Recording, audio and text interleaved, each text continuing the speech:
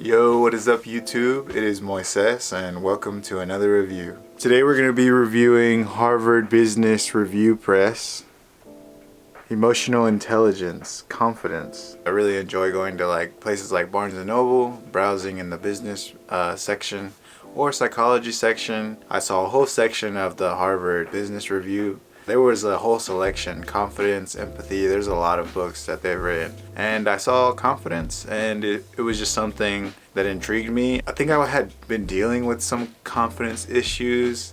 So I was like, hey, why not pick up this book? To give you a briefing on the idea of this book, I kind of perceived it as like a great way to manage your emotions and leadership and confidence in the workplace, and kind of using it to serve not only you, but others. How you kind of carry yourself. The writers really pick up on that idea. This book has 14 written passages by numerous editors, CEOs, specifically within the Harvard Business Review. So that was really interesting. I didn't necessarily notice that before the fact. I thought it was just like one passage, but it is pretty cool to get multiple insights from people that are in positions of leadership, positions of management, maybe a coach, coaching confidence to an athlete, an employee, a boss. So that insight is actually really interesting. So who would I recommend this book to? I would recommend this book to someone who's kind of conflicted with their self-perceived confidence. Maybe in the work, it could be in the workplace. It could be someone that carries a form of leadership, maybe within a sport, a team, a family. I would highly recommend this to them, and maybe someone who feels like they don't have that full control of what they perceive themselves to be when it comes to confidence. What's in the book, guys? You might not be able to see it. It's pretty bright. But what's in the book? The first passage, how to build confidence. The second passage, overcome the 8 barriers of confidence. The third passage, everyone suffers from imposter syndrome. Here's how to handle it. That's a really good chapter. Everybody should know about imposter syndrome. I can't speak for everybody, but I feel like most experience it, but I'm not sure. Passage number 4, mental preparation, secrets of top athletes. Passage number 5, research. Learning a little about something makes us overconfident. Passage 6. To ace your job interview, get into character and rehearse. Passage 7. 6 ways to look more confident during a presentation. Passage 8. You don't need one leadership voice, you need many. Passage number 9. Cultivate a culture of confidence. Passage number 10. Great leaders are confident, connected, committed, and courageous. Passage number 11. Helping an employee overcome their self-doubt. Passage number 12. To seem confident, women have to be seen as warm. Passage number 13. Why do so many incompetent men become leaders? Passage number 14. Less confident people are more successful. There's a little snippet of kind of what the book dives into. Let's talk about my favorite 3 chapters. So my first favorite chapter is actually 6 ways to look more confident during a presentation. And in this chapter, her name is Kezia Wazowski. She has a long history of basically analyzing body language. In the chapter, they give you diagrams and stuff like that on how you can present yourself when talking to maybe a group of people, maybe one person, or just trying to really express a point to a specific audience. I noticed that the body language that was shown within the diagrams, I had been doing for a long time. It's just something natural to me, maybe, when it comes to conveying and expressing myself. I think that's one of my favorite chapters. I think that can help a lot of people with their confidence when it comes to trying to convey or communicate something. Using body language can be a great form to express yourself and really enter that character of cultivating confidence, which we'll get into as well in the next chapter. My next favorite chapter would be passage number 6. To ace your job interview, get into character and rehearse. This passage, it really gives the incentive about using someone out of your character to be able to perform, being able to kind of outsource that persona just wouldn't necessarily be able to affect the character you kind of show specifically in like private, I guess you could say. That's just something I feel like is very important when it comes to trying to build some kind of confidence.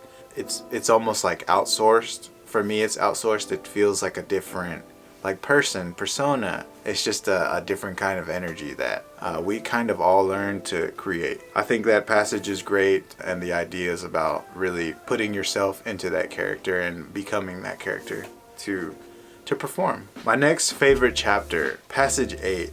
You don't need one leadership voice, you need many. Really, that passage, it gives me that like idea about cultivating culture, cultivating an environment of confidence. When you feel confident, the people around you will feel confident. And energy is extremely contagious. That's a great passage to really look into. It's very true. Cultivating an environment of confidence will only produce confidence. My last favorite chapter is number 14.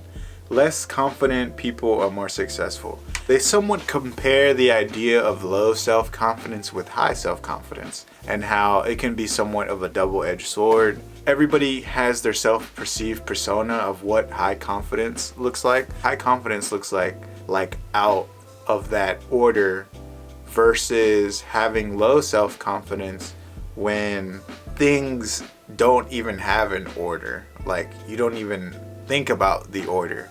There essentially is almost no order, and it's hard to like mess up.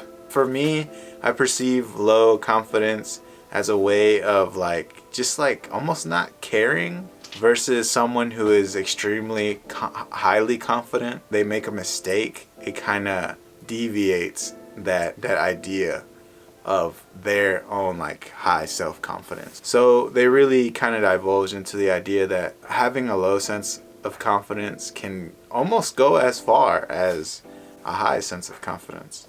So let's talk about what I didn't like about this book. When I read, I love to learn about things. I love to just gather new information and use them in my real world as much as I can.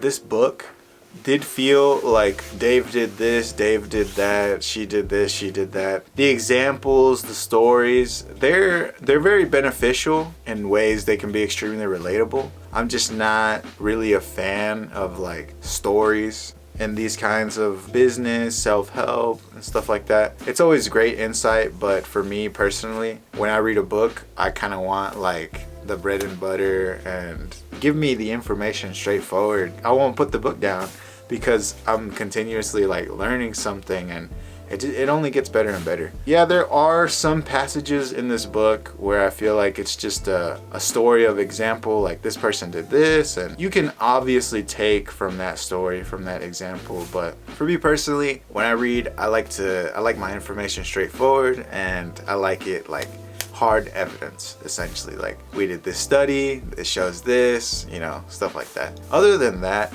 I really enjoy kind of like the different perceptions between all the editors and CEOs when it comes to the passages that they wrote. And it's very interesting to see like the dynamic in which how they use confidence in the real world and how people perceive confidence in the real world. Just to recap, this is a great book when it comes to management and emotional intelligence, specifically confidence in the workplace and leadership.